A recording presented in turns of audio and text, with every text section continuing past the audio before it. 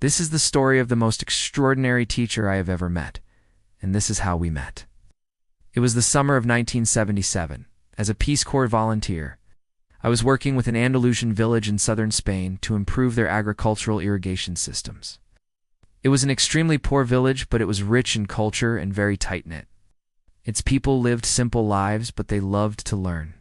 In particular, I was struck by their commitment to their school.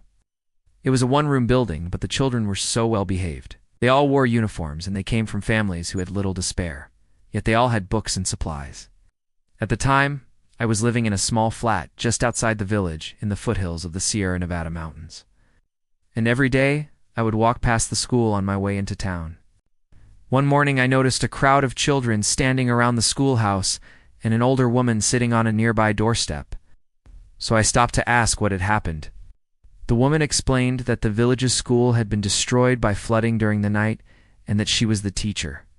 She was worried that her students would fall behind because they wouldn't be able to continue their classes. I walked over to the river, which was swollen and rushing through the village street. I saw that the water had risen several feet during the night and had washed away part of the school's roof. Now, there was a hole in the ceiling, and the classroom floor was covered in mud and water. The woman was right. The school wasn't safe to use, and there were no other buildings available for the children to continue their studies. When the mayor of the village was informed, he shrugged his shoulders and said, "What can you do? It's always like this after heavy rains in the spring. You just have to hope for the best." He then walked away without another word. The teacher looked at the children who were now gathered around me, and there was a deep sadness in her eyes. It was obvious that she wasn't going to let this setback get in the way of her students' education, so she did something truly remarkable. She grabbed a stick and walked down the road to the edge of town, where there was a large sycamore tree with a thick canopy of leaves. She gathered the children beneath the tree and started teaching them right there in the open air, even though they didn't have desks or chairs. The children sat cross-legged on the ground and listened intently to their teacher, taking turns reading aloud from their books. At first I thought it was a temporary solution, but every day I passed by, there they were. The children and their teacher, studying diligently beneath the tree. The teacher was about 60 years old and had taught in the village for more than 40 years. Her name was Catalina, and she believed that even though the school building might be destroyed by the river, education was a flame that could not be extinguished. She told the children that they were the future of the village, and that they must keep learning if they wanted to make the town a better place. She taught them math, reading, writing, and history, using the sycamore tree as their blackboard. When she asked them questions, the children would raise their hands and answer as best they could. And when it was time to practice reading, they would sit in a circle and take turns reciting poetry and stories. The teacher would stand up straight with her hands behind her back and listen intently.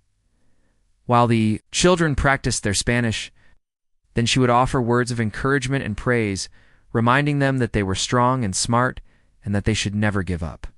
Catalina was a firm believer in lifelong learning, and she encouraged her students to be curious about the world and to never stop asking questions. She also taught them to be kind and respectful to each other, to help those who are weaker than themselves, and to fight for justice and equality. Every day, as I made my way into town, I couldn't help but feel inspired by the sight of the children and their teacher. Sitting beneath the sycamore tree, their faces illuminated by the warm glow of the morning sun. Their dedication to learning, despite the difficult circumstances, was a testament to the power of the human spirit and a reminder that education is one of the most powerful tools for breaking the cycle of poverty. For weeks, this was their classroom, and I often joined them, sharing what I knew about agriculture, nutrition, and public health. However, as the days turned into weeks, it became clear that this situation wasn't going to change. The school was still in ruins, and nobody seemed to care. Finally, I got so upset that I marched into the town hall and demanded to speak with the mayor. I told him that he was letting these innocent children down, and that it was his responsibility to ensure that they received an education. The mayor looked at me and smiled and said, "What can you do? It's always like this after heavy rains in the spring. You just have to hope for the best." But I wasn't going to accept this answer, so I went to see Catalina, and I told her that I wanted to help her students in any way I could. "How can I help?" she asked me. I thought for a moment. "Well," I finally said, "I don't know exactly, but I'm sure we can come up with something." And so we did. Every day after my morning work, I would go to the sycamore tree and help the children with their lessons. We would take turns reading books aloud, practicing math problems, and discussing various topics. As the weeks passed, I grew fond of the children, and I was impressed by their intelligence, curiosity, and determination to succeed. I realized that they weren't just victims of circumstance, but rather resilient young people who were eager to learn and make something of themselves. One day, one of the students, a bright-eyed girl named Carmen, asked me, "When will our school be rebuilt?" I didn't know what to say. I didn't want to give her false hope, but I didn't want to discourage her either. Well, I finally said, "I'm sure it will happen soon. In the meantime, we have to make the best of the situation and keep learning." Carmen nodded her head solemnly, but I could tell that she was disappointed. I felt bad, so I decided to do something to cheer her up. The next day, I brought some art supplies with me to the sycamore tree, and I asked the children if they would like to draw pictures of their ideal school. They all agreed enthusiastically and spent the afternoon creating colorful drawings of classrooms, playgrounds, and libraries. As I watched them work, I felt a surge of hope and determination. These children may have been living in poverty and may not have had a school to go to, but they had something far more valuable, an indomitable spirit and a thirst for knowledge that couldn't be quenched. They drew pictures of their ideal schools, and they talked about the subjects they enjoyed learning the most. They told me about their dreams for the future and their hopes for the village. One boy, who was especially good at art, drew a picture of a modern school building with solar panels, computers, and a swimming pool. "This is the school I dream of," he told me proudly. I looked at his drawing and smiled.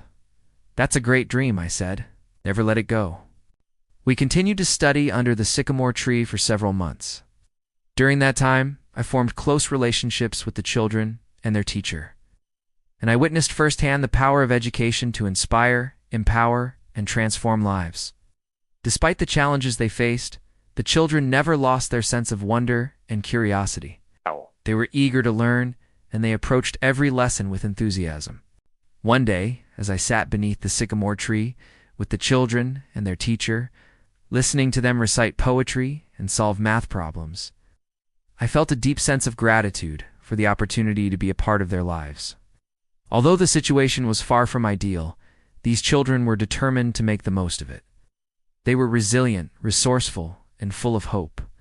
As the sun shone through the leaves of the sycamore tree, casting dancing shadows on the ground, I knew that this was a moment I would treasure for the rest of my life. It was a reminder that no matter how difficult the circumstances, the human spirit can endure, and that education is one of the most powerful forces for good in the world. Years later, I returned to the village and I was amazed at the progress that had been made. The school had been rebuilt, and it was a thriving center of the community. Many of Catalina's students had gone on to become successful doctors, lawyers, teachers, and engineers.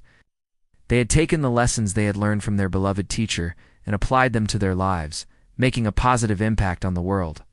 When I saw them, I was reminded of the power of education to transform lives and to inspire future generations. As I stood there looking at the school and the villagers, I couldn't help but smile. I knew that Catalina would have been proud of them. Her dedication to her students and her belief in their potential had paid off. The story of Catalina and her students is a testament to the power of education and the importance of never giving up in the face of adversity. Their story has inspired me to be a better teacher and to continue to fight for access to education for all children. If you enjoyed this video, please consider subscribing to my channel. Thank you for watching, and until next time, happy teaching.